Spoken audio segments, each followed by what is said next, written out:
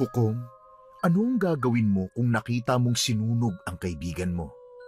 Ako kasi, hindi ako nakagalaw noon.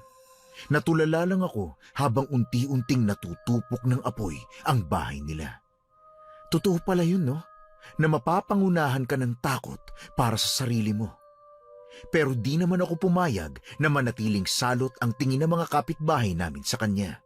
Kaya naman ginawa ko ang lahat para malaman kung ano ang totoong dahilan ng pagkamatay ng mga pasyenteng ginamot ng kaibigan ko at ng nanay niya. Hindi ko naman akalain na mas seryoso at mas malaki ang problemang nasa likod ng lahat. Hukom, ako nga po pala si Marisa, hindi ko tunay na pangalan. At hayaan yung ikwento ko kung paanong ang batas ay nailagay sa sariling kamay para makamit ang hustisya.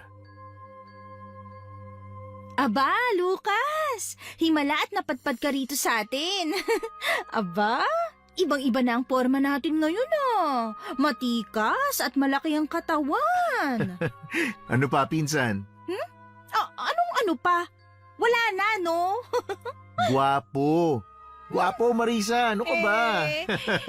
Hindi ako sinungaling na tao, pinsan. Pasensya na. Hindi ko ugaling magsabi ng hindi totoo. Bulag ka lang siguro kung hindi mo makikita na gwapo ako, no? Ha? Tsaka mo kayo. Saka isa pa. Nakita ko kung paano mo sinuot ang bestida ni Tia nung nagpatuli ka. Malain mo yun? Parang di umiyak sa sakit nun Uy, ano ka ba? Pastis-pas na yun, ha? Sus! Siguro may pinupormahan ka na, no? Pakilala mo sa akin at akong bahalang sumira ng image mo sa kanya. Wala, no? Ano ka ba? Ang daming trabaho sa opisina, kaya paano ko hahanap ng mamahalin? Asus? Ang sabihin mo, takot ka lang talagang mabasted.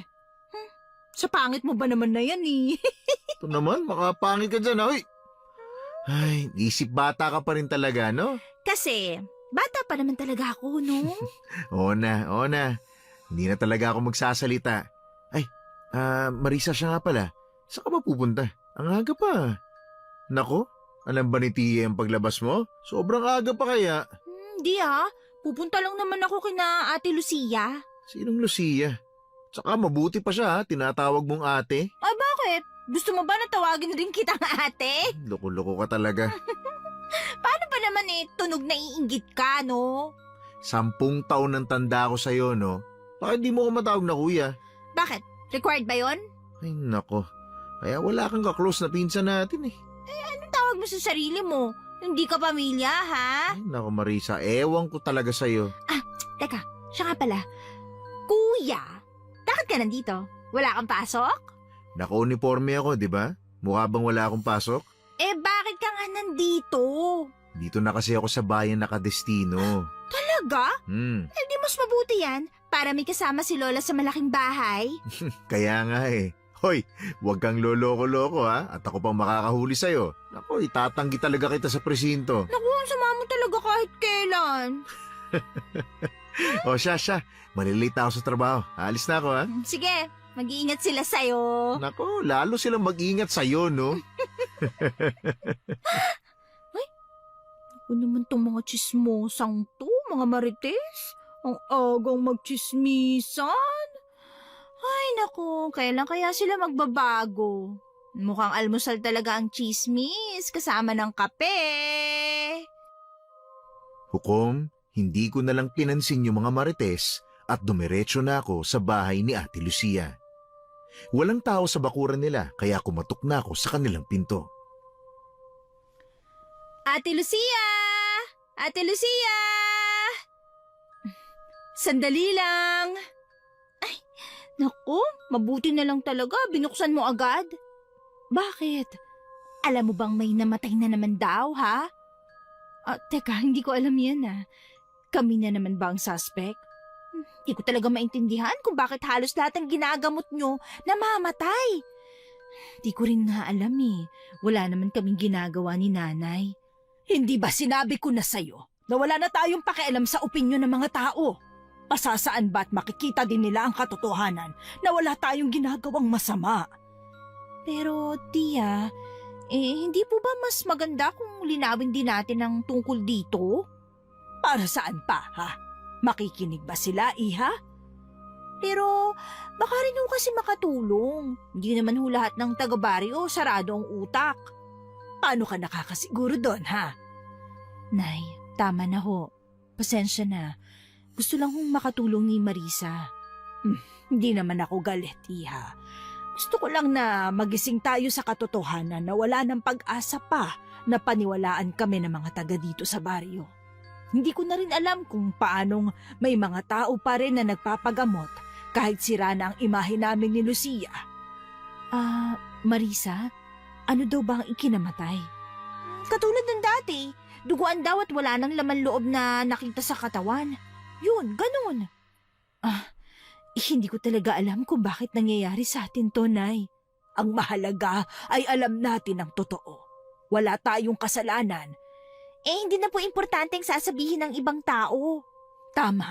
Ginawa natin ang lahat para iligtas sila. Hindi para patayin. Bakit Marisa? May sasabihin ka ba? Ang kumakalat sa baryo, ang balita. Kaya raw pinapagaling niyo ang mga tao ay para patayin din. Para malusog kung kakainin niyo na. Grabe. Malaking kalokohan yan. Nay, ano bang pwede nating gawin? Wala. Manalig na lang tayo na matatapos ito, Lucia. Pero Nay, paano kung hindi? Paano kung hindi matapos ito? Hindi mo ba pinapakinggan ang mga biling ko at pangaral sa'yo, ha? Nay, ang tagal na nating pinagdadasal na sana matapos na ang problema nating ito. Pero bakit ho hanggang ngayon may problema pa rin? Ay ngayon ka pa talaga magkakaganyan, ha? Narito ang kaibigan mo. Ay, nako, pasensya na po ha. Mauuna na po muna siguro ako. Sige, Ate Lucia. Nako, hindi ganun ang ibig kong sabihin, iha. Mukha po kasing kailangan yung munang mag-usap. Marami pa akong kailangan gawin. Wala akong panahong makinig sa mga sasabihin mo, Lucia. Nako, lagot ka talaga mamaya sa akin. Nay naman. Hintayin mo ako matapos at dun tayo magtutos. Ate Lucia, ayos ka lang ba? Hindi ko na alam kung paano namin papatunayan sa kanila na inosente kami. Bakit kaya hindi natin imbestigahan kung sino talaga ang pumapatay? Paano yun, Marisa? Maraming paraan, ate. Kung iisipin natin, pwedeng-pwede nating linisin ang pangalan nyo eh. At sa tingin mo ba, maniniwala sila? Ang pagkakaalam ng lahat, hindi kami pwedeng pagkatiwalaan. Na mga halimaw kami. Kung ilalatag natin ang ebidensya, wala na silang dahilan para hindi maniwala, di ba? Pero, paano naman namin gagawin yun? May pinsan akong bagong destino dito sa bayan. Mabait yun. Sigurado ko makakatulong siya sa atin. Ay naku, nakakahiya naman kung mang-aabala pa kami ng pulis. Ano ka ba? Wala ka bang tiwala sa akin? Ay naku, mabait yung pinsan ko. Nasa tama rin ang pinaglalaban kaya alam kong tutulungan niya tayo. Sige. Ikaw ang bahala, Marisa. Pero hindi naman kami mamimilit. Kung hindi kaya ng oras niya, hindi naman niya kailangan tumulong. Sa katunayan, Hukom, nung mga oras lang din na yon pumasok sa isip ko na magpatulong kay Lucas. Kilala ko si Lucas, tapat siyang pulis at walang inuurungan, kaya alam kong matutulungan niya kami kung sakali. Kaya naman nung hapon din na yon, hinintay ko talaga ang pagdaan ng pinsan ko sa harapan ng bahay namin. Sakto din na inutusan ako ni nanay na magwalis ng bakuran nang maabutan ko si Lucas na pababa ng tricycle. Agad akong huminto sa pagwawalis at hinintay siyang makalapit. Naramdaman niya yata na may nakatingin sa kanya kaya napalingon siya. Nagtama ang paningin naming dalawa. Nagtataka niya akong tiningnan hanggang sa nagpasya na siyang lumapit sa pwesto ko. Bakit Marisa? Ano na naman kailangan mo? Hindi ako mang-aaway. Huwag kang mag-alala. Kung magugustuhan ko ang sagot mo, Ay, sana naman. sa hihingin kong pabor sa'yo. Nako, sinasabi na eh. Ano bang klaseng pabor yan at parang napaka-importante sa'yo? May bagong kaso ng pagpatay sa isang lalaki, di ba? Paano mo nalaman ng tungkol dyan? May tenga ang balita, Lucas. Ano ka ba? Oh, anong kinalaman naman dun sa pabor na hihilingin mo? Anong sabi nung report sa inyo? Baliw ka ba? Confidential yun, no? Hindi ko naman ipagsasabi. Ano bang akala mo sa akin, ha? Madaldal, marites, chismosa. Yun ang alam ko. Ano nga? Basta wag mong sasabihin kahit kanino, ha? Iniimbestigahan pa kasi at ayaw rin ni Chief na naantala yung operasyon namin. Uy, ano nga? Sabihin mo na. Yung mag-inang Mila at Lucia ang tinuturong primary suspect. Manggagamot daw yung mga yon at yun ang huling nakausap ng biktima bago namatay. Sinasabi ko na nga, be. Sinasabi ang ano? Uy, tulungan mo kong linisin ang pangalan nila, Ate Lucia. Sige na. Ano? At bakit ko naman gagawin yun? Di ba sinabi ko naman sa'yo na pwede akong masibak sa serbisyo kung gagawin ko yan? Tapos gusto mo pang tulungan kita? Dahil wala naman kasi silang kasalanan. Inosente sila, Lucas. Ha? Paano mo naman nasabing inosente sila? Dahil kaibigan ko si Ate Lucia. Kilala ko siya. Alam kong hindi nila magagawa ang mga bagay na binibintang sa kanila, no? Paano ka nga nakakasiguro na tamang pagkakakilala mo sa kanila? At hindi yung peking katauhan lang para mabilog ka. Di ba? Posible naman yon. Ay nako, Marisa. Pasensya ka na ha. Pero di kita mapagbigyan sa hinihingi mong tulong. Subukan mo lang, Lucas. Sige na, please. Pakiusap naman. Teka lang. Inutusan ka ba niyang gawin to? Ako ang may gustong gawin ng bagay na to. Hindi nga niya gusto na humingi ng tulong sa'yo dahil nahihiya siya. Alam mo, sa sobrang brutal na nangyari sa biktima, di ko akalain na mahiya pa pala siya. Dahil hindi naman talaga siyang gumawa nun. Yun. Sige nga, paano mo nasabing hindi siya lang gumawa ng krimen na yon? Nandun ako. Nakita ko kung paanong gustong-gusto nilang iligtas ang pasyente. Kaya paano mo masasabing sila ang pumatay sa kanila, ha? Marisa, walang laman loob yung mga biktima. Isa lang ang ibig sabihin ng bagay na yon. Halimaw at hindi normal na tao ang pumapatay. Kaya malamang sa malamang gugustuhin ng mga halimaw na kumain ng malusog na katawan, di ba? Kaysa naman yung may sakit. Lucas, sige na, please. Nakikiusap ako. Alam mo, kung lahat ng bagay ay madadaan lang sa pakiusap, Marisa, di na natin kailangan ng pulis. Kahit silipin mo lang, sige na. Sige, susubukan ko ha, pero hindi ako makikialam. Yun lang ang magagawa ko dahil hindi ko pagtatakpan ang kaibigan mo. Hindi ko naman hinihingi na pagtakpan mo sila. Gusto ko lang ng pag-iimbestiga na walang tinatagong butas, yun. Kung pag-iimbestiga lang ang gusto mong gawin ko, gagawin ko yun. Pero hindi yung pagtatago ng ebidensya. Wala namang ganun mangyayari dahil wala naman kaming tinatago. Ay, sana lang talaga tama yung panig na pinaniniwalaan mo. Naniniwala ako kay Ate Lucia. Alam kong hindi niya yun magagawa. Basta, wala akong papanigan. Yun lang ang magagawa ko, Marisa. Sapat na yun. Alam kong nasa tama ako. Sana nga, hindi ka magsisi. Ang pagsisisihan ko yata ay yung hindi ko sila matutulungan. Ay, sige na. Mauna na ako, ha? Baka magluto pa si Lola. Sayang naman tong binili kong pagkain, no? Sige. Salamat, Lucas, ha? Ay nako, wag kang masyadong masaya. Di pa tayo sigurado kung magugustuhan mo yung kalalabasan ng investigasyon. Kung walang magic na mangyayari sa pag-iimbestiga, alam ko malilinis ang pangalan nila. Sigurado ako. Hukom, sobrang gaan ang pakiramdam ko noong mga oras na yon. Pakiramdam ko ay nabunutan ako ng tinik sa dibdib kahit na ang totoo ay di naman talaga ako ang may problema. Kaya naman ganado akong tapusin ang pagwawali sa bakuran bago ako nagpaalam kay nanay na pupuntahan saglit sina Ate Lucia. Pasado 6:00 na ng hapon noon, kaya di na katakataka na madilim na ang paligid. Halos wala na ring mga tao sa labas dahil maaga talagang nagsasara ng pinto ang mga tao sa amin. Naabutan kong magsasara na sana ng pinto ng kanilang bahay kubo si Ating Lucia nang makita niya ako. Hinintay niya akong makalapit at agad na pinapasok sa kanila. Oh, Marisa, bakit parang ang saya mo yata? Ate Lucia, tutulungan tayo ni Lucas, yung pinsan kong pulis. Talaga? Nakausap mo na siya? Oo, alam ko matutulungan niya tayo, lalo na inosente kayo, di ba? Sana lang talaga mapadali na ang lahat, ano? Huwag kang mag-alala, ate. At least may nakuha na tayong tulong, di ba? Ah, teka, ano yung pinag-uusapan nyo? May maganda po akong balita, tiya.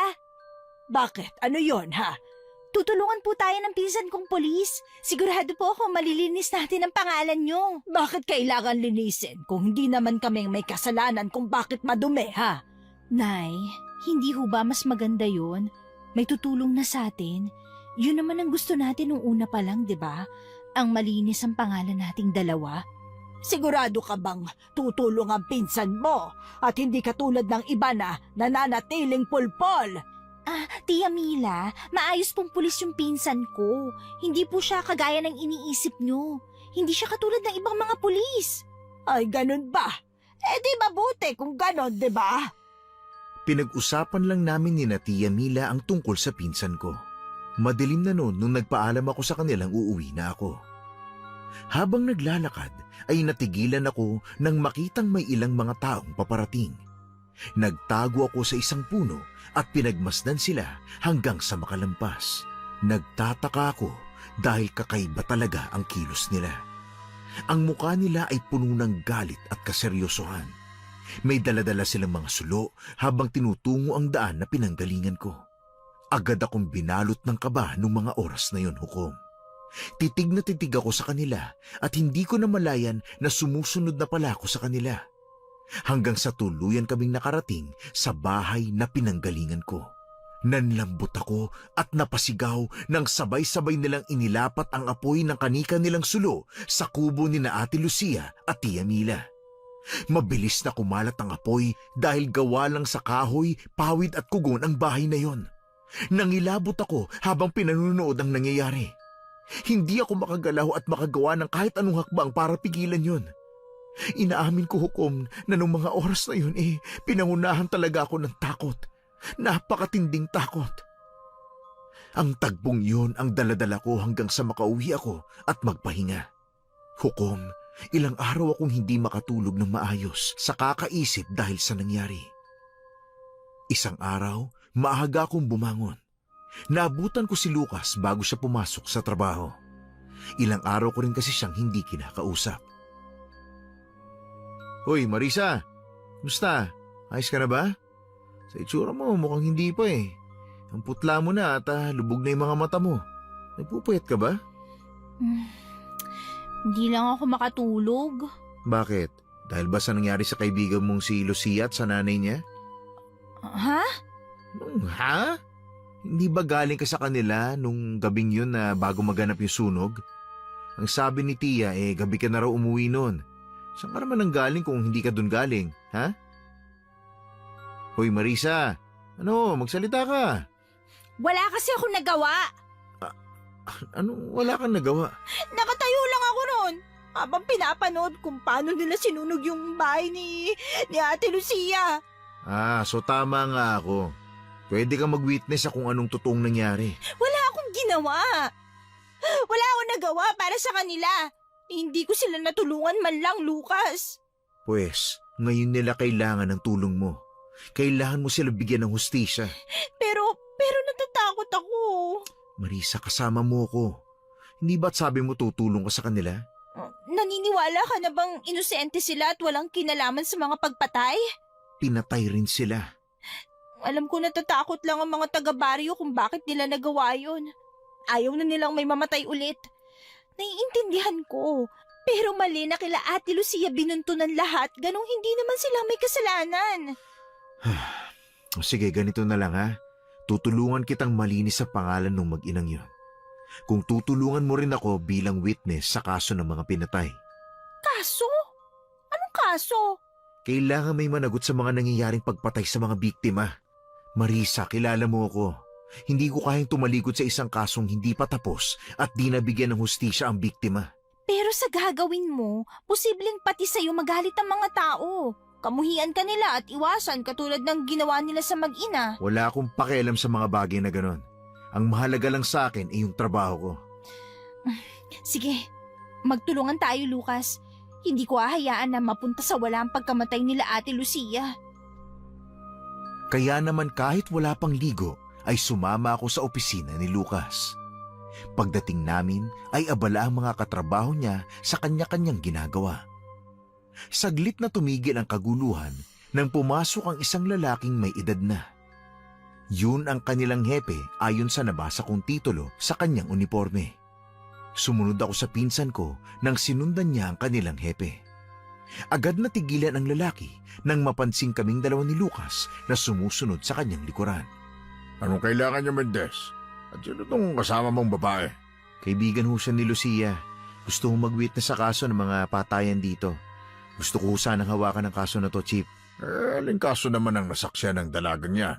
Yung sa mag-ina hong pinatay, yung sinunog ho yung bahay. Yung manggagamot ko, no? Hindi mo ba alam ang kaso ng mag-ina case closed na? Ho? Paano nangyari yun eh? Kasama ko ho ang witness. May lumutang na witness kanina. Ayon sa kanya, sinunog ni Aling Lucia ang kanilang bahay kagabi. Hindi ko totoo yan. Sinunog ho sila. Nakita ko. Nakita mo, Iha? Pero bakit hindi ka nagsalita? Wala kang ginawa kung ganun. Bakit hindi mo pinigilan? Kahit gustuhin mong bigyan ng hustisya ang nangyari kina Lucia, hindi naman pwedeng ibuntun sa iba ang kasalanan na si Lucia din ang may kagagawan.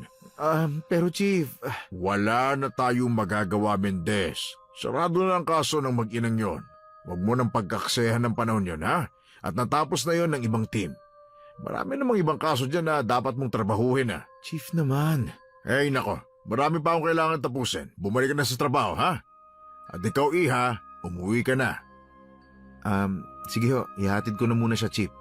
Pero paano nangyari yun? Ano yun, ha? Shh! Di ko rin alam. Ano? Kapapasok lang sa inyo ng balita tapos case closed na kaagad? Ni hindi sumailalim sa investigation? Kumalma ka muna, Marisa. Walang mangyayari sa init ng ulo mo. Paano ko kakalma? Halatang halata na may ginagawa kayong magic dyan sa loob. Hoy! Alam mo higit sa lahat na hindi nabibili ang katapatan ko sa batas. Paanong nangyari nga ang bagay na yun, ha? Basta may mali. Hindi pa ba obvious? Kahit bulag, kitang-kita na bulok ang sistema nyo. Ayan mo, tutulungan pa rin kita. Pero paano? Sarado na daw yung kaso. Ano nang mangyayari? Pero di naman nila sinabing bawal imbestigahan, di ba?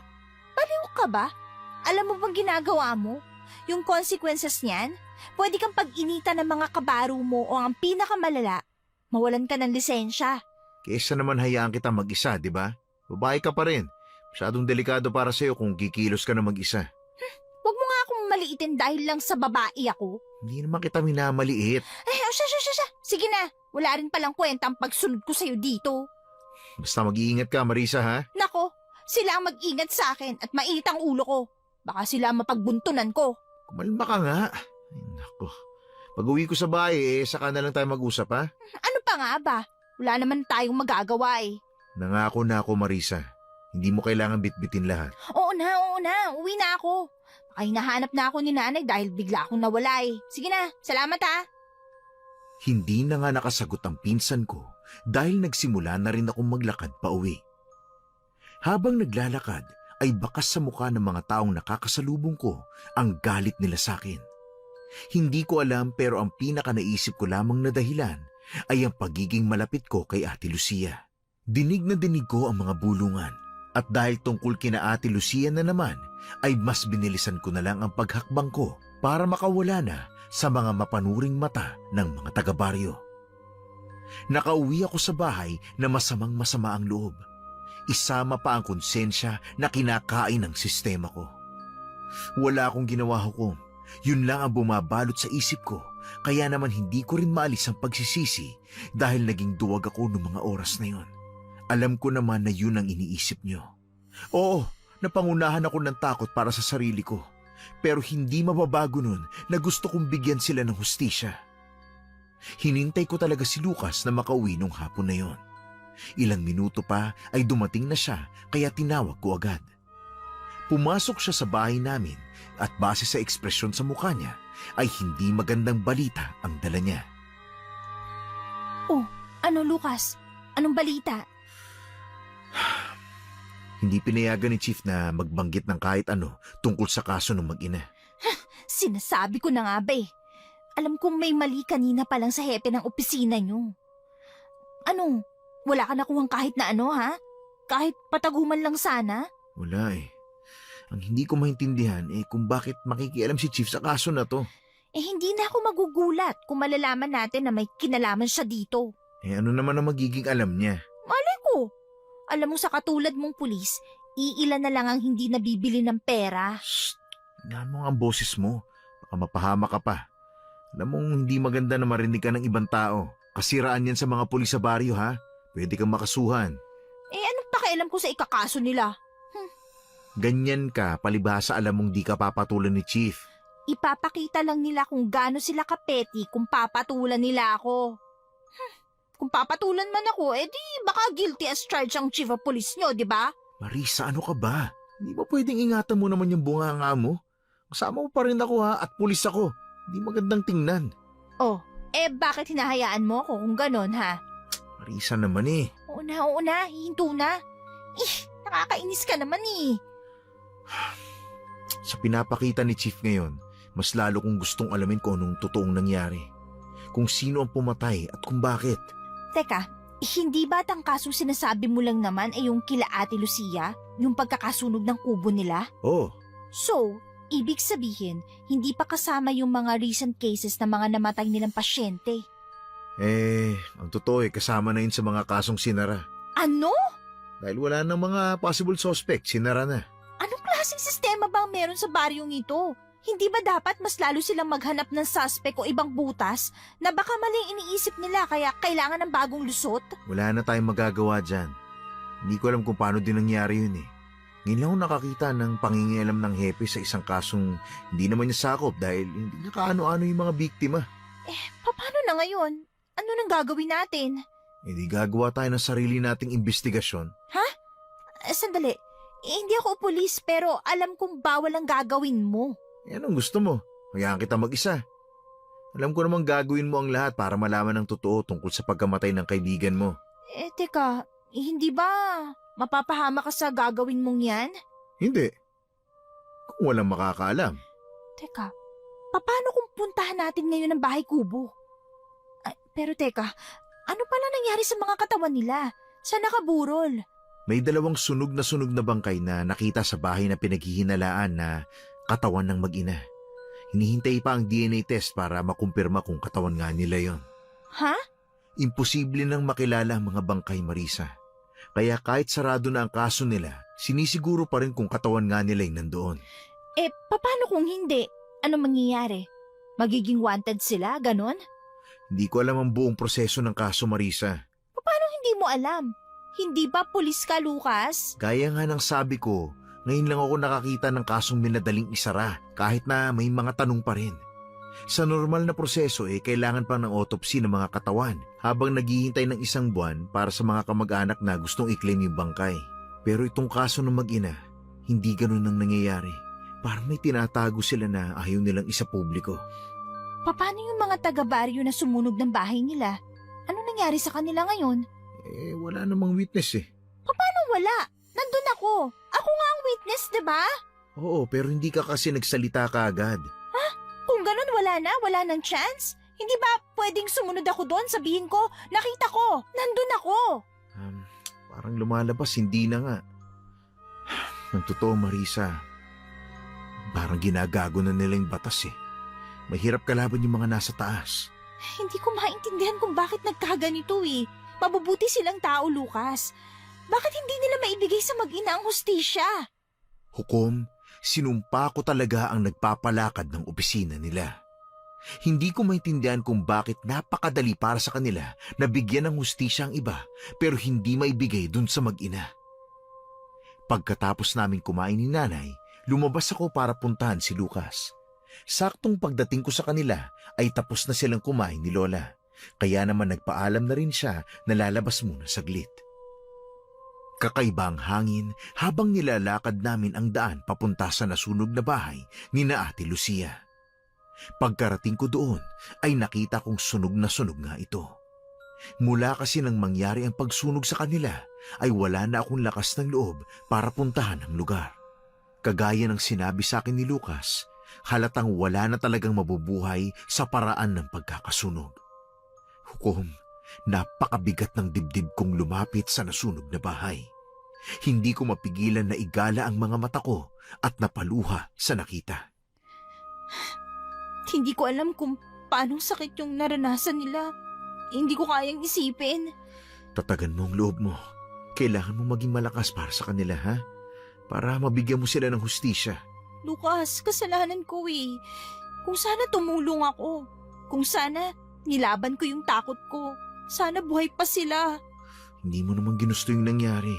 Paano hindi ginusto? Lucas, kaibigan ko si Ate Lucia at wala akong nagawa para tulungan siya. Ay nako, tama na nga yan. Mag-ikot-ikot na muna tayo para malaman kung may makukuha tayong ebidensya. Hindi ko kayang isipin kung anong naranasan nilang sakit.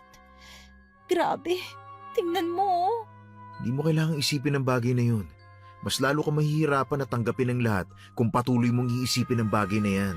Pero hindi ko maiwasan na isipin eh. Marisa, hindi gugustuhin ni Lucia kung patuloy mo siyang iisipin at sa bawat pag-iisip mo sa kanya, isisisihin mo ang sarili mo. Hindi ba at kaibigan mo siya? Mabuti siyang kaibigan, Lucas. Kaya imposible talaga ang mga bagay na binibintang sa kanya. Sa kanila ni Tia Mila. At kaya tayo nandito, para patunayan ang bagay na yan. Kumuha ng ebidensya para linisin ang pangalan nila, ganun. Sa bagay, tama ka. Sa ngayon tayong dalawa pa lang ang nasa panig nila. Mas mahirap ang laban na to kaya gusto kong tatagan mo ang loob mo para sa kanila. Habang nag-iikot kami sa lugar, ay natigilan kaming dalawa nang marinig ang kaluskos sa damuhan. Agad kaming nagtago sa dulong bahagi ng bakuran sa may malaking puno. Nagkatinginan kami bago sumilip para tingnan kung sino o ano ang gumawa ng ingay. Nanlaki ang mga mata ko nang makita ang isang kakaibang nilalang. Malaki ang pangangatawan nito at balot ng itim na balahibo. Matikas din ang kanyang tindig at kapansin-pansin ang mahaba at puti nitong buhok. Halos mapasigaw ako nang pulutin niya ang isang nasunog na kawayan at saka inihagis malapit sa pwesto namin. Mariin akong hinawakan ni Lucas at sinenyasan na huwag gumawa ng kahit na anong ingay. Hukom, hindi ko maipaliwanag ang takot sa dibdib ko habang nakatingin sa halimaw na sinisira ang bawat mahawakan niya, na parang ayaw niyang magkaroon pa ng pagkakakilanlan ang mga tumira sa bahay na yon. Ilang minuto rin kaming nakatago hanggang sa tumating ang hepe ng pinsan ko. Pareho kaming natigilan sa nakita. Hindi man lang nakitaan ng takot ang lalaki nang makita ang halimaw. Para bang matagal na silang magkakilala. Kumusta? Nakuha mo na ba ang gusto mo? Sirain ng lahat at walang dapat matirang bakas ni Namila. Ha? Sigurado ho ba kayo dyan sa gusto nyo? Hindi ko naman kailangang ulitin ang mga sinabi ko, hindi ba? Hindi naman ho. Mabuti kung ganun nga. Gusto kong sirain lahat ng bagay na may kinalaman sa babaeng yun. May problema ho tayo tungkol dyan. Ang pinakayaw ko sa lahat ay ang makarinig ng problema. Solusyonan mo! Huwag kang tatanga-tanga! Hindi naman po. Meron lang ho kasing babaeng lumapit sa presinto kanina. Kasama siya ng bagong destinong pulis. Ang sabi niya sa akin nakita raw niya ang buong pangyayari. Pinapaalam ko sa mga tauhan ko kung sino yon at kung anong kinalaman niya sa pulis na kadedestino pa lang din sa presinto. Kung problema ang bagay na yan para sa'yo, ay gusto kong gawan mo na kaagad ng solusyon. Pero, mas maganda siguro kung ako ang gagawa ng bagay na yon. Pero kung lalabas ho kayo, siguradong kakalat sa baryo. Sino bang may sabing mananatiling buhay at makakapagkwento pa ang pagpapakitaan ko? Pero Gusto ko ng mabilis ang sagot sa babaeng yan. Ayoko ng tatanga-tanga, ha? Bukas na bukas ay kailangan ko ng impormasyon ng babaeng yon. Ako nang bahalang bumisita at maghandog ng regalo sa kanya. Hoy, Marisa, umalis na tayo. Ako ba yung pinag-uusapan nila? Walang ibang dumalo sa presintong babae kundi ikaw. Ako, Lucas, anong gagawin natin? Basta wala na tayong oras para dyan. Kailangan na natin umalis dito. Paano? Kung makikita nila ako, tsak na makikilala nila tayo. Basta, halika na. Naku, Lucas, hindi ko kaya. Marisa, di tayo pwedeng magtagal dito. Mapapahamak tayo, halika na. Wala akong nagawa noon nang tuluyan na akong hinila ni Lucas papalayo sa lugar na yon. Mabibilis ang hakbang niya, kaya naman hinihingal akong sumusunod sa kanya. Tumigil lang siya nang tuluyan na kaming nakalayo sa sinunod na bahay. Hukom, hindi pa rin ako makapaniwala sa mga nasaksihan. Pinipilit burahin ng isip ko yung mga nakita namin, pero patuloy yung bumabalik. Isa pa ang nakakakilabot na boses ng halimaw na parabang anumang oras ay aatake sa akin. Imbis na masagot namin ang ilang mga katanungan, ay nadagdagan pa. Kaya naman yun lang din ang inisip ko hanggang sa nasa tapat na kami ng bahay namin. Niyaya kong pumasok muna sa bahay namin si Lucas para mapag-usapan namin ang aming nakita. Natatakot ako. Paano kung bigla na lang siyang umatake? Paano kung bigla na lang kaming atakihin dito ni nanay? Hindi niya gagawin yun. Paano ka nakakasiguro doon, Lucas? Nadinig mo naman, di ba? Balak niya akong tapusin. Pero hindi pa ngayong araw. Kumalma ka. Maghahanap pa si Chief ng mga impormasyon tungkol sa'yo bago niya ipaalam sa halimaw. Na para bang wala lang sa'yong bagay na to, ha? Na para bang normal lang sa'yo mga to, ganon, ha? Wala rin naman kasi magagawa kung pareho tayong magiging aligaga. Mas lalo tayo hindi makakapag-isip ng mabuti.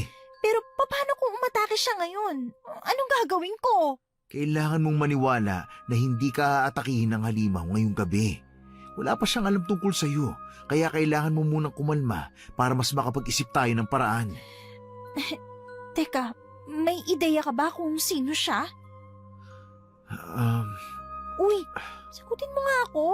May ideya ka ba kung sino ang halimaw na balak akong patayin, ha? Wala, kaya kailangan mo ring mag-ingat. Huwag na huwag kang magsasalita ng mga bagay na magpapakita na nasa panig ka na mag-ina. Tandaan mo, yun ang pinaka-clue nila sa'yo. Baka hindi ko mapigilang hindi magsalita kung alam kong sobra na. Marisa, kung gusto mo pang mabuhay, makinig ka sa akin. Mahirap kalaban ng kalaban na hindi natin kilala. Hindi natin alam ang kaya nilang gawin laban sa'yo. Kaya hanggat maaari, gusto kong kumalma ka lang. Paano na? Ano nang gagawin ko ngayon? Makinig sa akin. Yun ang gawin mo. Magpapatuloy ako sa paghahanap ng mga tagpi-tagping impormasyon sa presinto. Mas kilala mo ang mag-ina. Sigurado kung may alam ka sa mga nakapalibot sa kanila doon. Anong kaso ba talagang iimbestigahan natin, ha? Kung sino ang pumapatay at kung anong dahilan niya kung bakit itinuturo niya sa mag-ina ang pagpatay na ginawa niya. Sigurado ka bang magagawa natin to, ha? Wala namang mawawala kung susubukan natin, di ba? Pero hindi pa rin ako mapalagay hanggat hindi ko nalalaman kung sino yung kasama ng hepe. Sigurado akong may koneksyon sa mag-ina. Base sa mga salitang narinig natin kanina, galit na galit siya kay Mila Hernandez. Kung ganon, pwedeng lead ang bagay na yun. Pwedeng doon tayo magsimula. Alamin natin ang mga lalaking may koneksyon sa matandang manggagamot. Hindi ko maintindihan kung bakit ganito yung nangyayari. Mabait na tao naman si Tia Mila. Wala siyang tinatapakang tao. Lahat ng mga lumalapit sa kanila para magpagamot, ginagamot niya. Dumating din dun sa punto na may ilan pang hindi nakakabayad pero hinahayaan lang niya. Hindi natin malalaman ang lahat kung hindi natin titingnan mabuti ang bawat butas. Sana lang sa ginagawa nating to, matulungan natin na matahimik ang kaluluwa nila. Hanggat nabahira ng pangalan nila sa baryo, tingin ko hindi sila tuluyang mananahimik. Kailangan nating ipamukha sa mga taong yan na wala silang kinalaman sa mga patayan. Na biktima lang din sila. Yun naman talaga ang plano Umpisa pa lang, di ba? Ang halimaw na yun. Sa palagay mo ba, siya ang pumapatay? Sa malamang-lamang.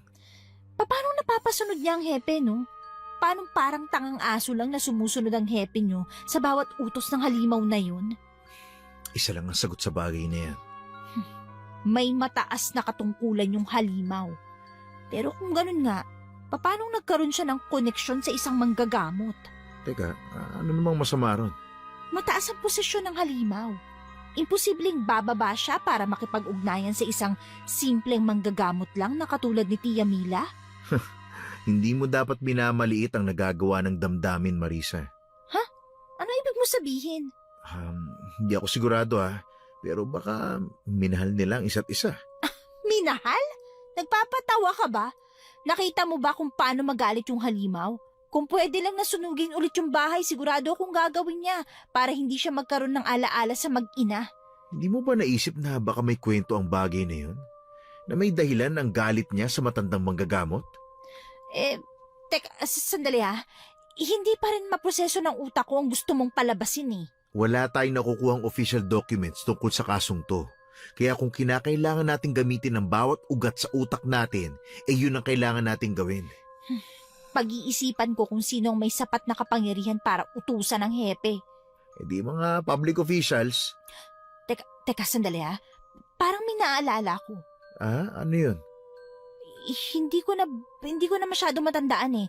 Pero may nabanggit sa akin si Ate Lucia tungkol sa mga ex ni Tia Mila. Ano nang tatandaan mo? May politiko nga raw na ex yung nanay niya. Sabi niya ba kung sino? Hindi eh. Baka kasi ayaw lang din nilang makagulo. Kung ganun, unti-unti na tayong nagkakaroon ng impormasyon tungkol sa kasong to. Ang tanong na lang kung paano natin huhulihin ang walang yang yun at kung sino siya. Ang mahalaga sa ngayon may kaunti na tayong lead tungkol dyan. Susubukan kong dagdagan bukas ang impormasyon natin. Sigurado ka bang kaya mong bilugin ang ulo ng hepe nyo? Wala namang mawawala kung susubukan natin, di ba? Pakiusap ko lang sana. Hindi siya makahalata. At malilintikan tayo kung mahahalata nila ang ginagawa natin. Binubuwis ko ang buhay ko at sa katrabaho ko para sa kasong to. Kaya sana naman mahanap natin ang katarungan. Lucas, mabait ang Diyos. Pinagpapala ang mga mabubuting tao. Hindi niya hayaan na mapahamak tayo. Teka, anong plano mo bukas? Balak kong sumama. Nababaliw ka na ba? Seryoso ako. Alam mong hinahanap ka nila tapos ganyan gusto mong lumapit sa kuta ng mga kalaban? Kailangan ko maging desperado sa mata nila para hindi nila paghinalaan na may ginagawa tayo. Ano sinasabi mo? Magpapakita ako sa opisina nyo. Pagkatapos, magmamakaawang pakinggan ang statement ko sa nakita. Kunwari, di na ako nakakatulog dahil inuusig ako ng konsensya ko. At sa tingin mo, gagana yung plano mo? Sa tingin mo ba, hindi? Hindi ko alam. Ang hirap ka pa ng sitwasyon eh. Baka mapahamak ka. Mapapahamak din naman ako lalo na at pinaiimbestigahan ako ng halimaw na yun, di ba?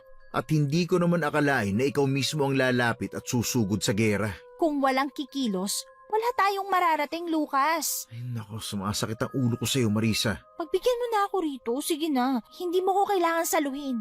At sa tingin mo, kaya kong hindi ka saluhin kapag nagkanda malas-malas na? Ayaw mo pa kasing aminin na ako ang paborito mong pinsan. Dahil ikaw lang talagang kailangan bantayan. Ikaw lang may pinakamatigas na ulo hanggang ngayon. Asus, di palambutin mo. Tignan mo nga yung mga sagot mo. Nakakainit na ulo at nakakataas ng dugo. Hindi ka talaga mabiro. Boring ng buhay mo, Lucas. Ay nako, bahala ka nga dyan. Uuna na ako. Oo nga pala, hindi nakakatulog si Lola na wala ka. Paano yun makakatulog kung ako lang naman ang kasama niya sa bahay? Sige na, umalis ka na. Basta daanan mo ko dito bukas ha. Sana naman hindi na kita kailangang gisingin. Mahiya ka naman, maaga ako nagigising no. Ay, sana nga. Sige na, umalis ka na. Chupi, alis na. Kung makatulak ka sa akin parang di mo kailangan ng tulong ko Hindi na ako nagsalita pa, Hukom. Pinagpatuloy ko ang pagtulak sa pinsan ko palabas ng bahay. Nang tuluyan na makaalis ay saka ko lang sinara ang pinto. Siguro dahil sa takot na pasukin kami ng halimaw ay nakailang silip ako sa kandado at siniguro kong nakalak na mabuti ang pinto. Saka pa lang ako pumasok sa silid. Hindi ko alam, Hukom, pero mabilis akong nakatulog at nagising na lang nang dahil sa ingay ng tumitilahok na manok. Agad kong inayos ang higaan ko bago lumabas ng kwarto. Naabutan kong nagkakape si nanay at pinagkape na rin ako na agad ko rin namang ginawa habang hinihintay ang pagdaan ni Lucas. Pagkatapos kong magkape ay dumiretso na ako sa banyo para maghilamos. Nag-ayos muna ako habang patuloy kong inaabangan ang pagdating ng pulis kong pinsan. Ilang minuto din lang naman ang hinintay ko bago siya dumating, kaya naman nagsimula na rin kaming maglakad papunta sa opisina nila. Siniguro ko na malayo ang agwat ko sa kanya para hindi mahalata na magkasama kami. Nang sandaling tumungtong ang paa ko sa puting tiles na tanggapan ng mga pulis, katulad ng inaasahan ay pinagtinginan ako ng mga pulis habang si Lucas ay nagkunwaring abala sa paglalakad diretso sa lamesa niya. Anong ginagawa mo rito, Iha? Ha? Chief, gusto ko lang pong sabihin ng mga nakita ko nung gabing sinunog ang mag-ina. Iha, hindi ba sinabi ko sa iyong sarado na ang kaso na yan? Kahit magsalita ka, wala pa rin yung magagawa. Pero Chief, di na ho kaya ng konsensya ko eh. Ay, pasensya na ha. Wala nang saysay ang mga sasabihin mo. Chief, kahit pakinggan nyo lang ako, sige na. Kahit na mailabas ko lang ang bigat sa dibdib ko.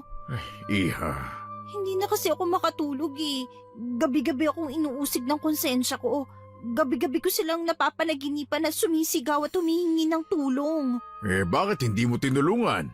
Natakot ako na baka ako yung isunod kong mangingialam ako. Tapos ngayon gusto mong tumestigo. Ano magagawa na pagsasalita mo sa mga bagay na nangyari kung sarado na ang kaso? Wala ho akong pakialam. Ang gusto ko lang, maalis ang bigat sa dibdib ko. Gusto mo lang matanggal ang guilt na nararamdaman mo. Tama ba? Opo, Chief. Kung gano'n sige. Pagbibigyan kita. Halika sa opisina at doon natin pag-usapan. Pero Chief... Gusto mo ba o hindi? Gusto ko ho. Pues halika na. Mendez, sumunod ka sa amin. Ako? May iba pa bang pulis dito na Mendez ang apelido? Pasensya na ho, Chief. Huli na kayo. Hoy, Marisa, sinabi mo, bakit tayo biglang pinapasok sa opisina niya? Hindi ko rin alam eh. Basta mag-iingat ka ha. Bantayan mo ang mga lalabas sa bibig mo. Posibleng huhulihin lang niya tayo. Anong akala mo sa akin? Hindi nag-iisip ha? Pinapaalalahanan lang naman kita. Hindi mo dapat sinasabi yan. Hindi ako nagbibigay ng impormasyon sa mga outsider para sa akin. Talaga lang ha? Hindi ko akalain na close pala kayo. Hindi ho. Magkapit-bahay lang ho kami. Talaga? Parang hindi ganun ang nakikita ko sa samahan ninyo. Ay, talaga po ba? Nako, tinulungan lang ho ako ni Marisa na ayusin yung mga gamit ko sa paglipat. Kaya nakapag-usap ho kami. Mabuti naman pala at may kalapit ka na. Hindi ka na mahihirapan na makibagay. Oo nga ho, Chief Kaya malaki ho ang utang na loob ko kay Marisa. Ano nga ulit ang dahilan kung bakit ka pumunta rito, Iha? Ano? Ngayon nahihiya ka na sa akin. Hindi naman ho. Mabuti naman kung ganon. Ikwento mo na sa akin kung anong nangyari nung araw na yon. Ganito po yun. Kaibigan ko pong matalik si Ate Lucia. Pumunta po ako sa bahay nila para makipagkwentuhan. Dahil alam naman ng nanay ko na ang bahay lang nila ang pinupuntahan ko. Hindi naman po ako nagmadaling umuwi. Sa madaling salita, gabi ka na nakauwi noon. Opo, naabutan ko po yung mga taong galit na sumusugod sa bahay nila. Natatandaan mo ba ang mga itsura nila? Kung iharap ko sa iyo ang mga sumunog ng bahay ng mag-ina, makikilala mo ba sila? Madilim po kaya hindi ko po masyadong maaninag yung iba. Sus, kahit pala bukas yung kaso wala rin tayong makukuha sa statement mo. Lalo na't sinabi mong hindi mo naman sila naaninag. Pero alam ko po na sinunog sila at hindi si Ate Lucia ang sumunog sa bahay nila. Nagsisinungaling po yung witness nyo. May ebidensya ka ba? At paano natin mapapatunayan na siya ang nagsisinungaling at hindi ikaw? Wala ho akong ebidensya. Iha, sa kahit na anong kaso, matinding kailangan ang ebidensya. Kahit nagsasabi ka ng totoo pero wala kang ebidensya, wala rin yung magagawa. Hindi paniniwalaan ang mga salita mo sa kahit na anong hukuman. Pero, Chief... Napakinggan ko na ang gusto mong sabihin. Ano pa kailangan mo, Iha? Hindi ba't gusto mo lang na may nakikinig sa kwento mo? Napakinggan ko na. May kailangan ka ba? Wala ho ba kayo magagawa? Sinabi ko na sa'yo, sarado na ang kaso. Wala nang bigat ang mga salitang ilalabas mo. Lalo pa't wala rin naman yung ebidensya. Paano po kung makakuha po kami ng ebidensya? Tama na nga, Iha. Tapos na ang usaping ito. Pero Chief... Mendez, ilabas mo na nga itong bisita natin. Marami pa tayong kailangang trabahuhin. Yes, sir. Halika na. Uy, paano na? Ano yun? Anong mangyayari? May nakuha ka? Di ba wala? Ngayon nakita ka na ulit niya. Siguradong hindi ka na niya pakakawalan. Kaya mag-iingat ka palagi. Nananakot ka ba, Lucas? Mukha bang panakot lang yung sinasabi ko? Lucas naman eh. Basta umuwi ka na. Sulitin mo na mga oras mo na kasama mo si Tia. Baka huli na yan. Sira ka talaga. Seryoso ko. Mag-iingat ka. Oo na. Mag-iingat ka rin ha. Kaya ko na sarili ko. Mas nag-aalala ko para sa'yo. Na hindi dapat kasi kaya ko naman. Ilang araw matapos akong pumunta sa presinto, ay wala namang kakaibang nangyari. Si Lucas ay nanatiling naghahanap ng mga bagay na pwedeng gamitin sa kaso. Pero kahit nakatahimikan ng bumalot sa akin, ay mas lalong hindi ako mapalagay. Hindi ko alam kung dulot ng pagkapraning ang mga bagay-bagay, pero pakiramdam ko ay may mga matang nakatingin sa akin, na para bang anumang oras ay aatake at papatayin ako. Tahimik ang maghapon ko nung araw na yon, kaya naman naisipan ko ulit na dalawin ang bahay nila Ate Lucia. Saktong naabutan ko si Lucas doon na malalim ang iniisip. Ang sabi niya, doon daw siya pumupunta kapag nag-iisip tungkol sa mga kasong hawak niya. Niyaya rin niya akong pumunta sa kanila dahil may ipapakita ron siya sa akin na may kinalaman sina Ate Lucia. Uy, Lucas, hindi ako mapapakali. Gusto kong malaman ang nakita mo. Malaking bagay ang nakita ko, Marisa. Sigurado ako. Ano yun? May nakita akong lumang picture. Ha? Anong kinalaman ng lumang picture sa kaso? Sa opisina, habang naghahanap ako ng mga impormasyon, nakita ko yun. Anong picture yun? Si Mila, kasama si Mayor. Ha? Posible kayang si Mayor ang sinasabi ni Lucia na politikong ex ng nanay niya? Paano nangyari yun? At kung si Mayor nga, bakit galit na galit pa siya kay Tia Mila gayong may sarili na siyang pamilya? Bakit parang di pa rin siya makamove on? Hindi pa naman natin alam kung si Mayor nga. Hinala ko lang naman ang bagay na yon. Hinala. Wala pang kasiguruhan. Kaya nga, sinabi ko lang sa'yo dahil mas maiging alam mo ang tungkol sa bagay na yon. Ayoko namang isipin mong may tinatago akong impormasyon. Pero hindi din natin pwedeng burahin ang ideyang yun. Tama. Hindi ko akalain na madami pa palang makakalaban sa kasong to. Mabibigat na tao. Mas lalong hindi ko inaasahan na may koneksyon sila Tia Mila sa mga taong may mataas na posisyon. Sana lang talaga matapos ng bagay na to. Pero, paano kung si Mayor nga yun, Lucas? Hindi sapat ang litrato para mapatunayan natin ang bagay na yan. Anong wala? Yun na nga oh. Nakakita na tayo ng picture na magkasama sila. At posibleng gawin nilang alibay na nagpa-picture lang si Mila sa kanya. At talagang pinagtatakpan niya ang mga bagay na makakasira sa pangalan niya. Sus, hindi ka na dapat magulat pa. Malaki nga ang posibilidad na si Mayor ang hinahanap natin. Pero anong motibo niya? Bakit niya ginagawa mga bagay na yun? Bakit sa dinami-dami naman ng tao, si Tia Mila pa? Kung totoo man yun, hindi ko lubos maisip na ang tinitingalang mayor ng mga taga rito ay isa palang halimaw. Sobrang mahal siya ng mga tao rito. Hindi lang basta halimaw, Lucas. Isa siyang klase na walang sinasanto, na hindi siya marunong maawa. Ano sa palagay mong dahilan kung bakit sobrang hinanakit niya kay Mila? Ano sa palagay mong magiging intensyon niya? Hindi ko rin alam. Baka hindi pa nakaka-move on? May asawa at mga anak na siya.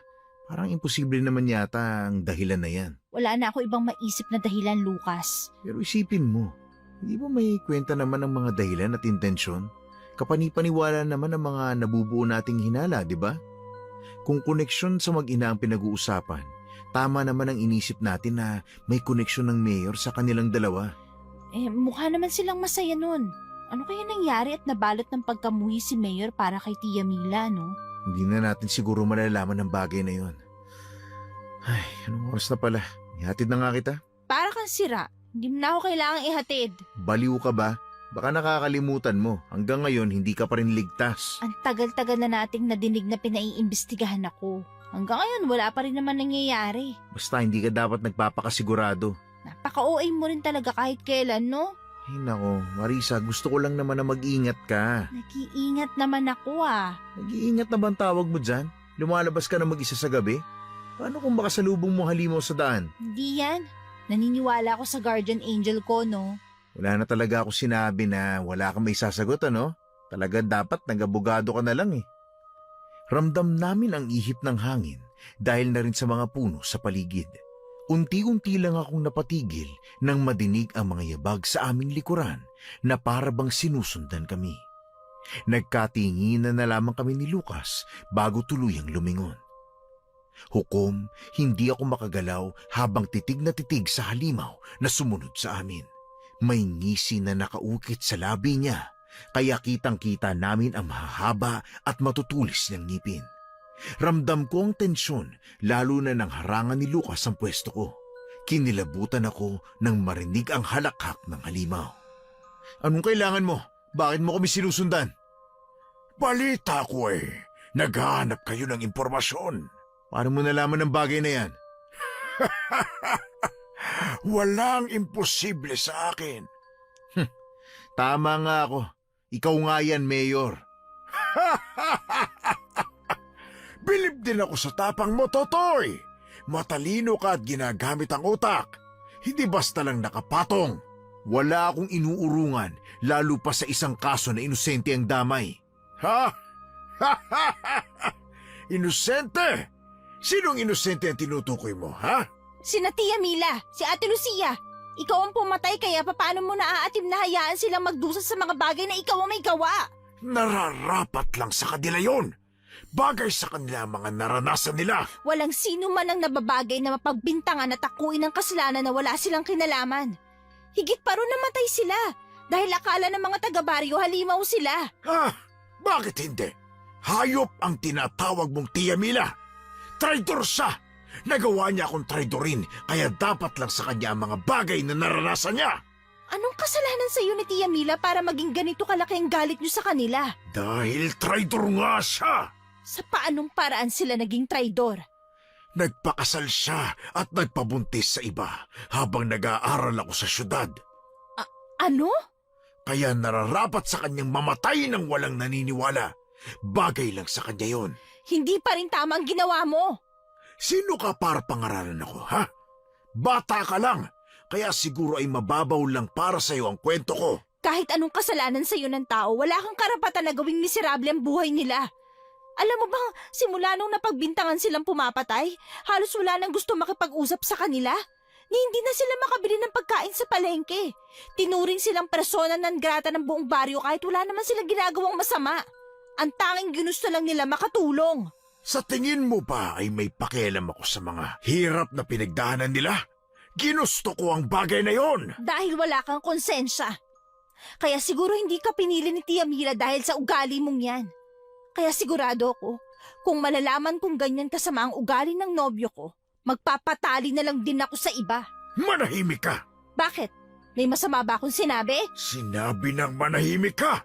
Wala kang alam!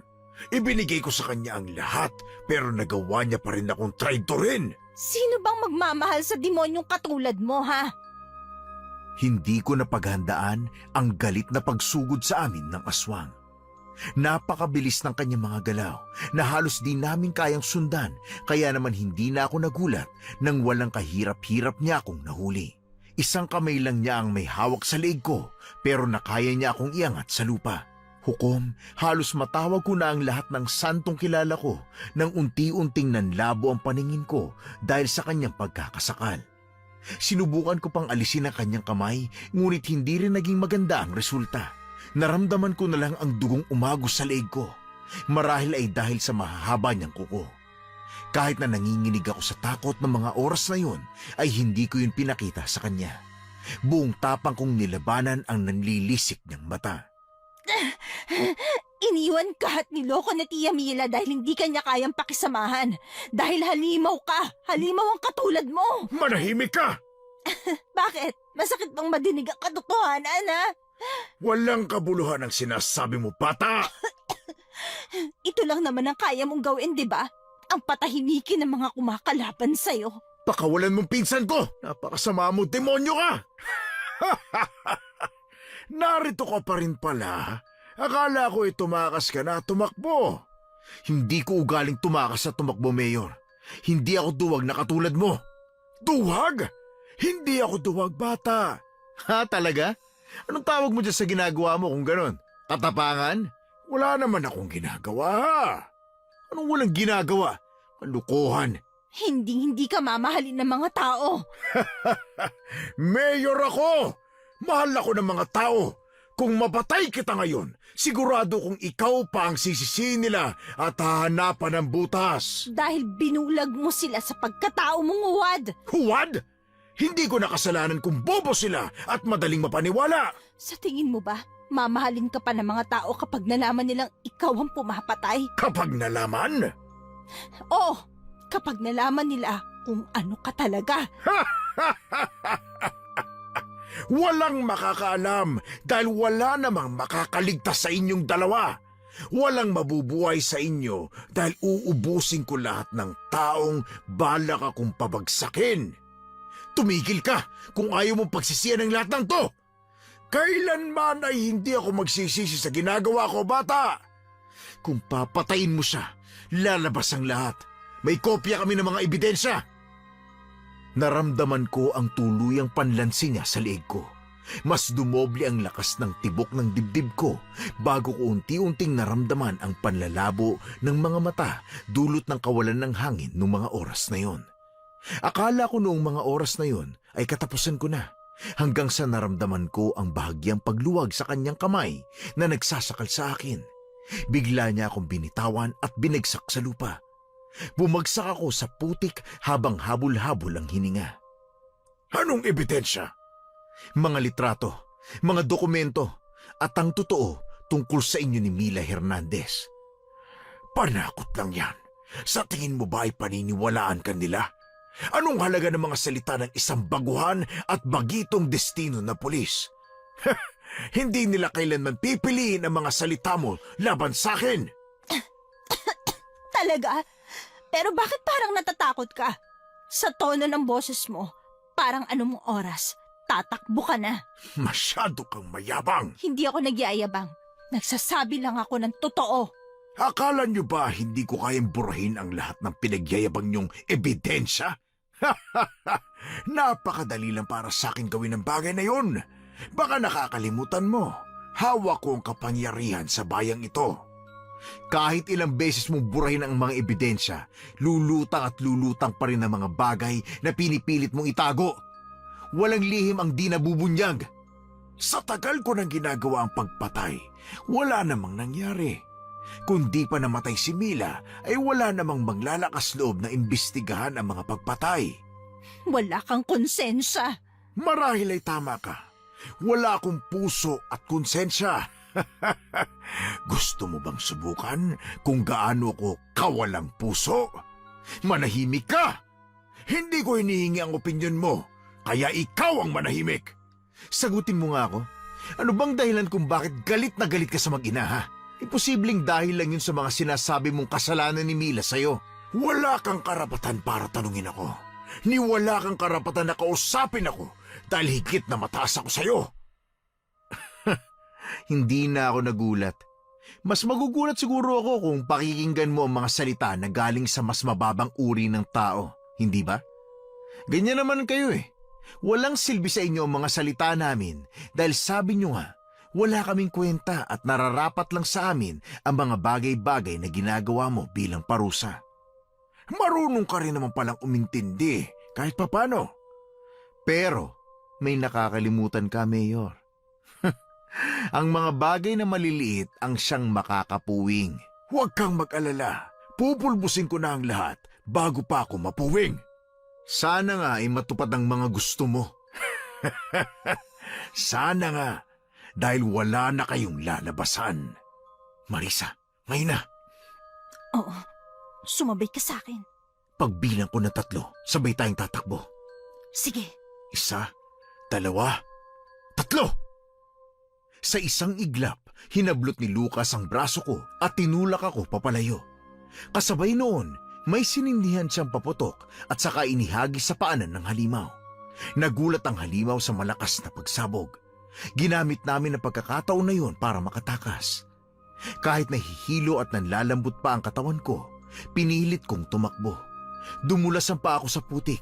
Sumabit ang damit ko sa tuyong sanga na nakalapag sa lupa. Pero hindi ako huminto. Hawak-hawak ni Lucas ang kamay ko. Hinihila niya ako palayo. Dinig na dinig pa rin namin mula sa likuran ang mabibigat na yabag ng halimaw. Kahit hindi ko siya nakikita, ay ramdam ko ang galit sa bawat hakbang na ginagawa niya papalapit sa amin. Pumasok kami sa masukal na bahagi ng kakahuyan. Madilim na, halos wala ng liwanag ng buwan. Mas humigpit ang hawak ko sa braso ng aking pinsan dahil dumoble na ang kaba at takot ko. Paano ka nagkaroon ng paputok sa bulsa mo? Yun ba? Nakuha ko yun sa mga bata sa kalsada kanina. Nakalimutan kong isurrender. Ipinagbabawal na kasi yun. Tsaka isang piraso lang naman yun eh. Lucas, parang hindi ko na kaya. Napapagod na ako eh. Kaya mo, huwag kang lilingon. Hindi kayo makakatakas. Kahit saan kayo magtago, makikita at makikita ko kayo. Sige lang, natutuwa akong panoorin kayo. Para kayong mga daga na desperadong tumakas sa kamatayan na hatid ng pusa. Marisa, dito! Lucas, mabubuhay pa ba tayo? Kailangan nating makatakas ngayon sa kanya. Kailan kaya siya titigil? Sigurado akong mapapagod din siya sa paghahanap sa atin. Lumabas na kayo! Kahit saan kayo pumunta, pagkatapos ng gabing ito ay susundan ko pa rin kayo. Hindi pa tayo tapos! Unti-unti lumayo ang tunog ng mga yabag niya hanggang sa tuluyang nawala. Halos mapaupo ako dahil sa pagod at takot. Dinig ko rin sa aking tabi ang paghugot ng malalim na hininga ng pinsan ko. Kailangan na nating umuwi. Baka sila lolang balikan niya. Hindi pwedeng mangyari yun, kaya halika na, tara. Bilisan mo na dyan. Grabe, hindi ko pa rin nakalain na mabubuhay tayo. Hindi natin alam kung hanggang kailan tayo humihinga. Lucas, ayoko pang mamatay. O sa tingin mo sa akin, gusto na mamatay? Ano nang gagawin natin ngayon? Magpakatatag. Tumakbo at tumakas. Yun lang? Bakit? Kaya mo bang talunin yung aswang na halimaw na yon? Wala tayong magagawa kung hindi ang tumakbo dahil ayaw man nating aminin. Higit na mas malakas siya kaysa sa atin. Marisa. Ha? Teka, ano yun? Naririnig mo ba yun? May tenga ako, Marisa. Malamang naririnig ko kung ano yung naririnig mo. Sino yun? Marisa. Ha? Ate Lucia, ikaw ba yan? Pero paanong... Akala ko patay ka na. Kasama si Tia Mila sa bahay niyo. Paanong... Pinatakas ako ni nanay. Si Tia, buhay rin ba siya? Ako lang ang nakaligtas. Sandali ha. Hindi ko maintindihan eh. Paanong buhay ka? Dalawang bangkay nakita ako sa bahay ninyo. Gumamit kayo ng ibang tao? Hindi namin gustong gawin ng bagay na yon. Sino yung nakita naming kasama ng katawan ng nanay mo? Huling biktima ni Rocco. Pinatay siya malapit sa bahay namin. Para si nanay ang masisi sa mga bagay-bagay, katulad ng pagpatay, kaya binalak niyang siya lang ang maglibing para wala na rin kumalat na balita tungkol doon. Pero mali yung ginawa niyo. Parang pinatunayan ninyo na kayo nga ang may kasalanan sa mga nangyayari. Sana sumuko na lang kayo at pinalam sa mga pulis ang nangyari. At ano? Patuloy kaming tingnan bilang sumpa ng baryong ito na para bang halimaw sa paningin nila.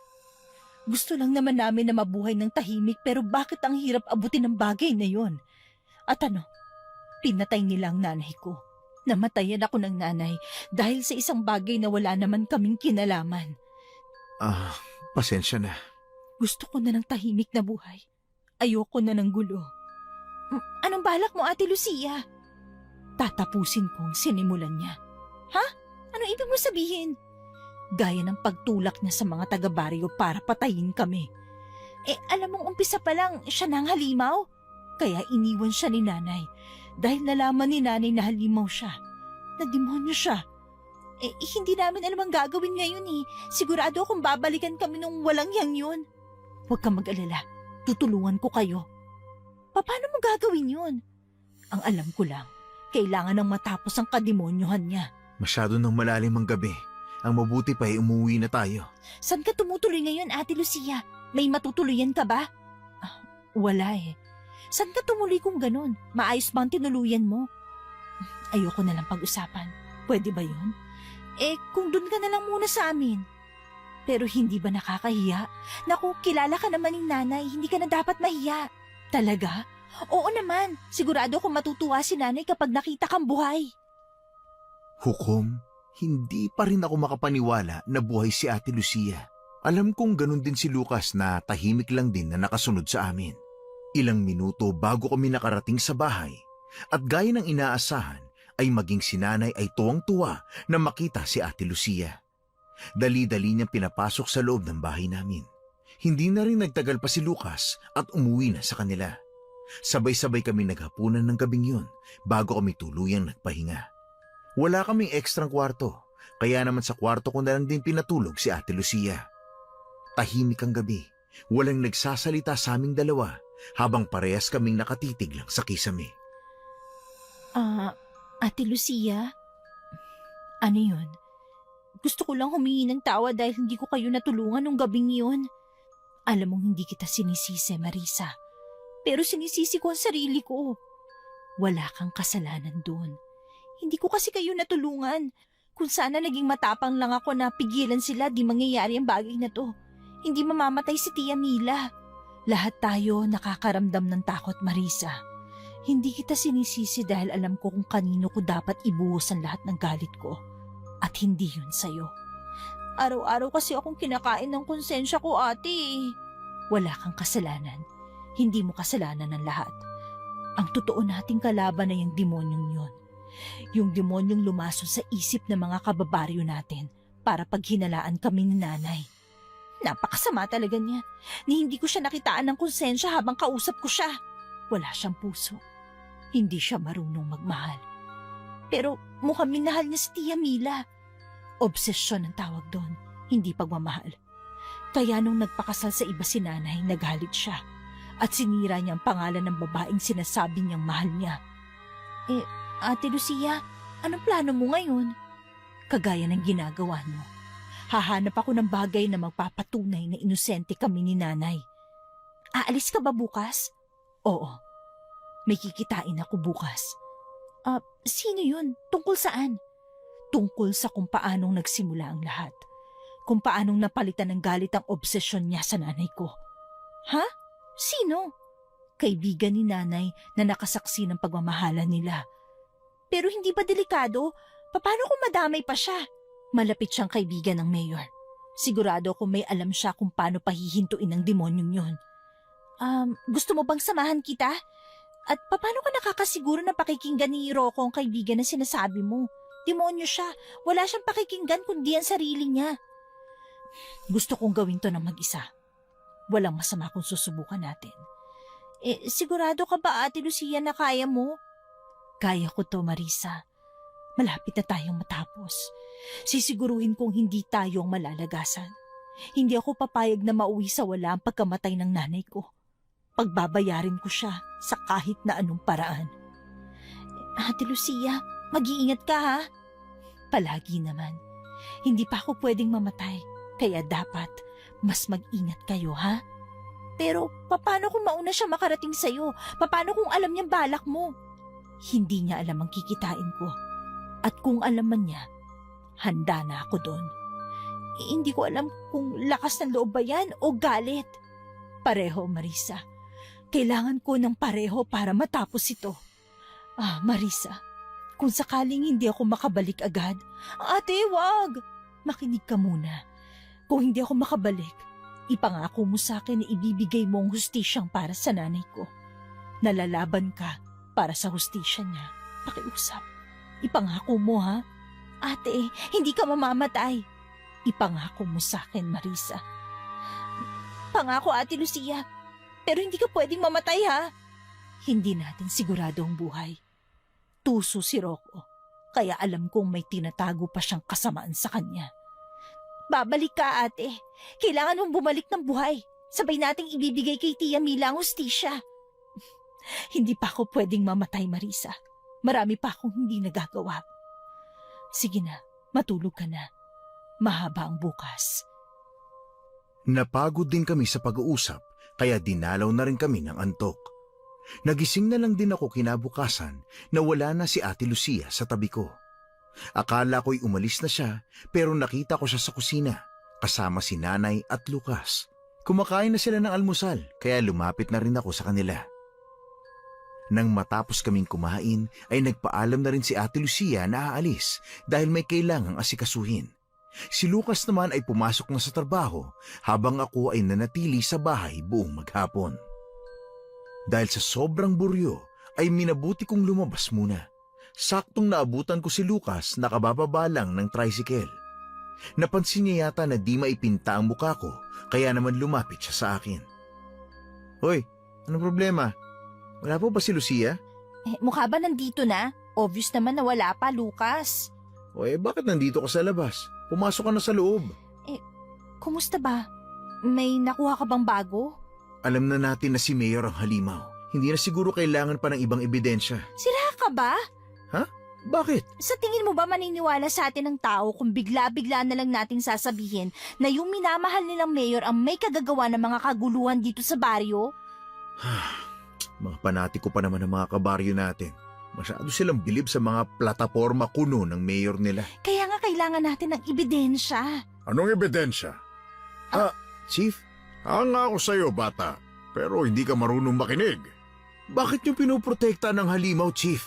Demonyo yun! Kailangan malaman ng mga tao ang totoo. Hangal! Sa tingin mo ba talaga ay may pakialam ang mga taga rito tungkol sa kung sino ang tunay na halimaw? Ang mahalaga sa kanila, ang mga nakikita nila at ang kabutihan ng mayor sa baryo natin. Dahil binulag niyo sila, hindi nila alam na demonyo ka at hayop ang politikong sinasamba nila. Mayor, anong gusto niyong gawin natin sa kanila? Nasa harapan kayo ng bahay namin. Hindi ba kayo natatakot? Wala namang makakakita, iha. Huwag kang mag-alala. Walang lihim ang hindi nabubunyag, kaya huwag kayong pakasiguro na hindi malalaman ng mga taga rito ang tinatago niyong sekreto. Hay, bata ka pa nga. Hindi mo pa alam na kayang tapalan ng pera ang lahat. Kahit gaano man kalaki o kalit na sikreto, ay madali lang maililihim ng habang buhay. Kaya madali rin para sa'yo na magbayad ng pasyente kuno na magpapatingin sa mag-ina, hindi ba? Magaling! Pinahanga mo ko, Mendez. Sa loob ng ilang araw ay nalaman mo na ang bagay na yan. Ano bang klaseng tao ka? Anong klaseng mayor ka? Sinasangkalan mo ang buhay ng mga taong dapat pinagsisilbihan mo dahil lang pakiramdam mo ay trinidor ka. Napakasama mo! Dahil kaya kong paikutin ang batas. Ang mga tao, ayo! Hindi lahat ng tao singtanga ng mga nakakasalamuha mo. Bata, hindi na ako natutuwa sa mga lumalabas sa bibig mo. Dahil alam mong totoo. Di ba? Kita ko ang pag-angat ng sulok ng labi ni Mayor bago ko nakita ang aking sarili na hawak naman niya sa leeg. Dinig ko ang sigaw ni Lucas. Galit na galit, pero tiningnan ko ang kanyang kinatatayuan ay hawak pa rin siya ng kanilang hepe. Pinipigilan ang tangkang paglapit sa amin. Galit kong tiningnan sa mata ang halimaw naming mayor. Hindi na ako takot sa nanlilisik ng mga mata. Hukom, hindi pa ako nasiyahan at nagawa ko pa siyang duraan sa kanyang muka na mas lalong nagpapoy ng galit niya. Buong lakas niya ako hinagis at ramdam ko agad ang sakit ng katawan nang tumama ako sa malaking ugat ng puno na nasa aming bakuran. Napasigaw ako, kaya naman hindi na ako nagulat nang biglang lumabas si nanay sa aming bahay. Bumaling ang halimaw sa aking ina. Nagkatinginan kami ng pinsan ko nang sandaling humakbang papalapit si Mayor sa nanay ko. Walang seremonyang sinunggaban niya ng kalmot si nanay. Pagkatapos ay walang sawang sinasaksak gamit ang kanyang mahahabang kuko. Nanlambot ako at natulala sa nakita ko. Hindi ako makasigaw noong oras na yon. Ilang segundo bago ako nablangko hanggang sa kumawala na ang galit ko. Nay! Walang iya ka talaga! Itiwan mo ko, Chief! Dapat lang sa amin kakakampi! Kung nasa ng pakinabang ay dun din ako. Pera lang talaga ang lahat para sa'yo. Walang hindi nasasagot ng pera, bata. Wala kang pinagkaiba sa halimaw mong amo. Hindi ako halimaw. Ang pagiging bulag sa mga gawaing ginagawa niya, halimaw ka na rin. Mga walang iya kayo! Oh, nasa ng sinasabi mong tapang, iha? Bakit parang hindi ko maramdaman? Papatayin kita! Sisiguruin ko yon! At sa tingin mo ay kaya mo ko? Sa ginawa mo sa nanay ko, kakayanin ko! Napakatapang pero walang laban. Walang kwenta. Tumahimik ka! Tingnan mong sarili mo. Galit, sugatan, at wala ka nang magagawa. Wala kang laban sa akin, bata. Hukom, akala ko ay doon na magtatapos ang lahat. Sa bakuran mismo ng bahay namin, sa harap ng dugo ang katawan ng aking ina. Pero bago pa tuluyang maipagdiwang ng halimaw ang kanyang ginawa, may isang tinig na umalingaw sa di kalayuan. Napalingon kami. Sa bungad ng aming bakuran, nakatayo si Ate Lucia. Seryoso siyang nakatitig sa amin. Sa likuran niya ay ilang mga kalalakihan kasama niya. Nasa unahan nila ang isang lalaking may edad na, pero matikas ang tindig at seryoso ang mga mata. Lucia? Sino yung mga kasama mo? Si Tio Roy, kaibigan ni Nanay. Isa siyang albularyo. Kasama niya ang ilang mga manunugis. Tapos na ang paglalaro mo, Rocco. Ihinto mo na ito kung ako sa'yo. Ikaw? Buhay ka pa rin pala. At bakit ako hihinto sa bagay na nagbibigay libang sa akin? Hindi mo ko napatay noon. At hindi mo rin kami mapapatahimik ngayon. Libangan? Libangan para sa'yo ang pumatay at paglaruan ng buhay ng iba? Wala kayong pakialam sa gusto kong gawin. Ako ang mayor ng bayan na ito, kaya ako ang masusunod. Batas ang mga salita ko. Mahal ako ng mga tao. Mahal ka lang nila dahil akala nila totoo ang pinapakita mong kabutihan. Sa oras na malaman nila na demonyo ka, tatalikuran ka rin nila kagaya ng pagtalikod sa'yo ng nanay ko. Manahimik ka. Bakit? Ayaw mong marinig ang katotohanan? Tinalikuran ka ng nanay ko dahil demonyo ka. Dahil halimaw ka. Yon ang totoo. Marisa, ayos ka lang? Lucas, si nanay. Wala na si nanay. Tatagan mo loob mo. Hindi gugustuhin ni Tia na umiyak ka at maging mahina. Nanay ko yun, Lucas. Siguro naman may karapatan akong iyakan siya, di ba? Ay, nakakaawa. Kahit anong pag-iyak mo ay hindi na maibabalik ang nanay mo. Manahimik ka! Humalakhak si Mayor bago unti-unting nagbago ng anyo. Mas humaba ang kanyang mga pangil, nabalot ng buhok ang kanyang buong katawan. Mas lalong tumikas ang kanyang katawan habang ang buhok ay nanatiling puti. Humaba ang kanyang mga kuko. Nakatutok na sa kanya ang mga sandata ng mga kasama ni Ate Lucia. Para bang anumang oras ay handa silang umatake sa halimaw. Mas lalong naging agresibo si Mayor. Ang kanyang paggalaw ay naging mabilis. Hukom, sa isang iglap ay sumugod siya sa kinatatayuan namin. Halos napaluhod ako sa pinaghalong takot at kaba. Pero hindi ko yun ininda. Mas inisip kong ipaghigandi si nanay. Akala niyo ba ay kaya niyo akong pigilan? Kahit ubusin niyo pa ang lakas ninyo sa akin, hindi kayo mananalo. Marisa, lumayo ka!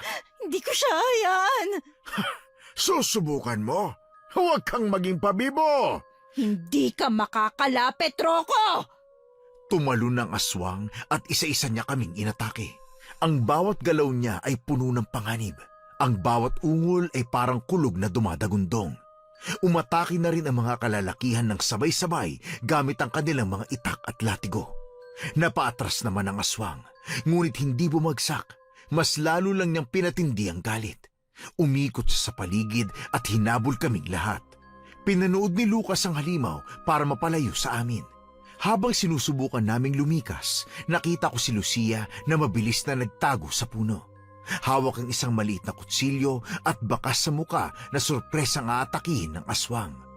Unti-unti, bumabagal ang galaw ng halimaw dahil hinahanap kami. Kanya-kanya kasi kami ng tago sa mga puno at damuhan. Dito ka, aswang! Napapaligiran ka na! Siguraduhin ninyong mapapatay ninyo ako. Dahil kapag nabuhay ako, kayo naman ang mamamatay.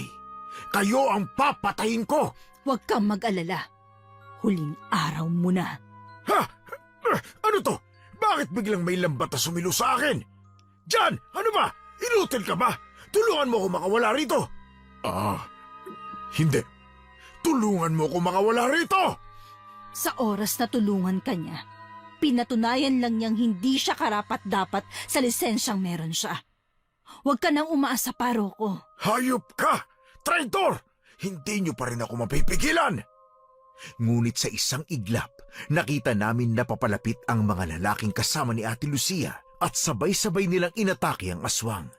Napaluhod ito sa lupa dahil hindi na makalaban, nanginginig at pilit na kumakawala. Bakas na ang panghihina sa aswang, pero pinipilit pa rin tumayo kahit bumibigay na ang katawan. Ha? Hindi. Hindi pa tapos! Tapos na, Mayor. Hindi ka na makakasakit pa ng kahit sino. Hindi! Kailanman ay hindi niyo ako matatalo! Wala na. Katapusan mo na. Humingi ka na lang ng tawad sa mga pinatay mo kapag nagkita-kita kayo. Yun ay kung mapatawad ka nila. Ha? Halimaw ka! Mana ka talaga sa nanay mo! Anak niya ako. Natural lang ang bagay na yun. Sa wakas, ang halimaw na minsang nanakot sa amin na nagpakitang tao ay tuluyan ng natalo. Nalagutan siya ng hininga matapos barilin sunod-sunod ni Hepe at Lucas. Hindi lang siya sa lakas natalo, kundi sa katotohanang hindi niya kayang itago ang sarili sa likod ng kapangyarihan at pera. Natapos ang gabing yun nang walang nakakaalam ng tunay na nangyari sa mayor. Tikom ang mga bibig namin. Biglaan din ang pagkawala ni Hepe. Wala nang nakakaalam kung nasan siya. Marahil ay nagtatago na dahil nahawakan na ng provincial police ang kaso. Hindi rin kasi naitago ang pagkamatay ng mayor dahil kumalat sa baryo ang balita nang matagpuan ang katawan niya sa gubat na halos hindi na makilala ang itsura. Habang sinusulat ko ang liham na ito, Hukom, ay napaisip ako sa nangyari kay Mayor at kay Tia Mila na ang masaya nilang pagsasama ay nauwi sa obsesyon hanggang sa naging galit. Hindi lahat ng pagmamahal ay natatapos sa isang masayang kasalanan. Minsan nagtatapos din yun ng madugo. Lalo na at hindi parehas ang desisyon ng dalawang tao kung ano ang daan na gusto nilang tahakin. Maraming salamat po sa pagtanggap ninyo sa kwento ko. Hukom, Your Honors, God bless po sa inyong lahat at sa inyong channel.